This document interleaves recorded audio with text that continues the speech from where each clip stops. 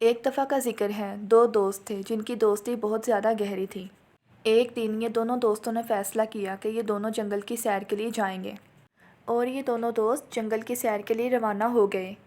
اب یہ دونوں دوست جنگل میں آ چکے تھے۔ ان دونوں کو پتہ تھا کہ یہ جنگل بہت ہی زیادہ خطرناک ہے، لیکن پھر بھی ان دونوں نے ایک دوسرے سے وعدہ کیا کہ یار اگر ہم پر کوئی بھی مشکل آئے گی تو ہم ایک دوسرے کا ساتھ نہیں چھوڑیں گے۔ ابھی ان دونوں دوستوں نے جنگل کی سیر شروع ہی کی تھی کہ انہوں نے دیکھا کہ ان کے قریب بہت بڑا بھالو آ رہا ہے۔ جب ان دونوں دوستوں نے بھالو کو اپنے قریب پایا تو یہ دونوں دوست بہت زیادہ ڈر گئے۔ بھالو سے بچنے کے لیے ایک دوست دوسرے دوست کی پرواہ کیے بغیر اپنی جان بچانے کے لیے درخت پر چڑھ گیا۔ دوسرا دوست درخت پر نہ چڑھ سکا، یہ زمین پر لیٹ گیا۔